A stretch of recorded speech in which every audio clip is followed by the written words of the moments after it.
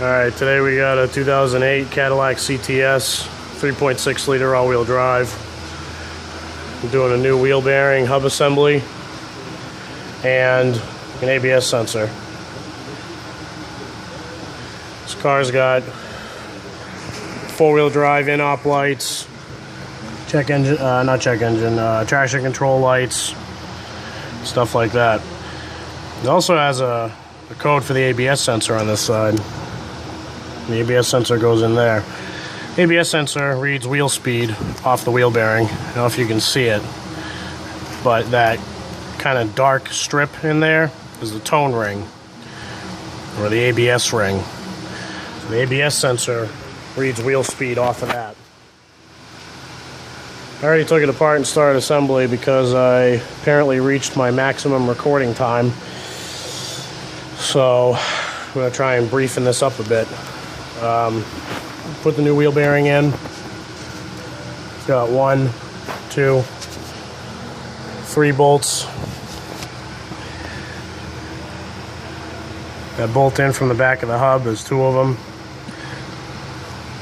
When you're bolting the new wheel bearing in, you gotta make sure you get the dust shield on the right way. If you don't, you're gonna go put your brake rotor on, and it's just gonna hit the rotor and make all kinds of noise, and probably won't go together anyway. So I got the old hub off, took my grinder, cleaned up all where the wheel bearing sits, where the hub sits on the knuckle. Put your dust shield on, 1, 2, 3 bolts, hold it in the knuckle, then you can slide your axle back in, tighten the axle nut down, and then you put your outer tie rod back on. I took that off just to have more room. Same thing with the upper ball joint. And as you can see, the upper ball joint just keeps spinning when you try and tighten it. So that's pretty common with ball joints and tie rods and stuff when you take old ones apart to do something else. Then you go put it back together. They don't want to stay. They don't want to go back on. So what I do, take the biggest pry bar you got, hold it down. I don't know if I'm going to be able to do this one-handed or not, but the pry down the upper control arm so it pushes the ball joint in here up against the knuckle, and then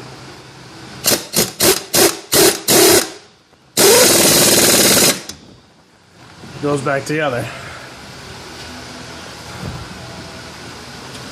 Some people just think they're screwed and you have to replace the control arm or replace the ball joint, but that's not the case. So I'm gonna pause and continue assembly.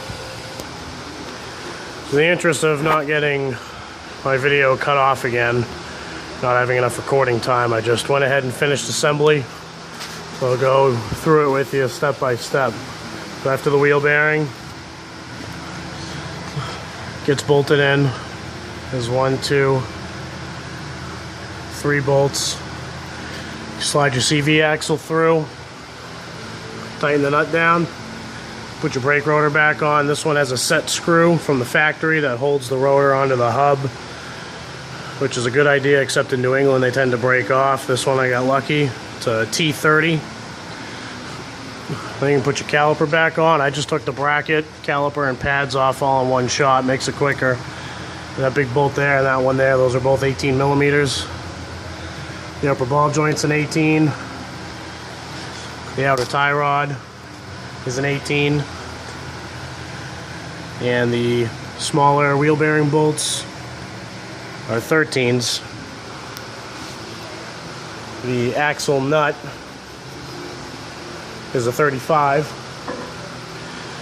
So once that's all in and back together, you can put your new ABS sensor in, 10 millimeter socket. Sometimes when you put them in, they don't sit flush like this one, right with the hub. Sometimes you got to give it a little tap, maybe with a small screwdriver and a small hammer. You tap very gently though. If you go too hard, you crack the sensor, then you're boned, and you got to do it again. The sensor on this one clips in here, comes over here, and goes behind this little shield. And that's the plug for it right there. 2-wire. When you plug it in, you want to make sure you hear it click. And grab the ABS side, give it a little tug. Not too hard to rip the wires out, but just enough to be sure that it's actually clipped in. If it ain't plugged in, it ain't gonna do nothing. So, we put the wheel back on, bring it down, shut the lights off, take it for a ride, and should be all fixed. Thank you for watching.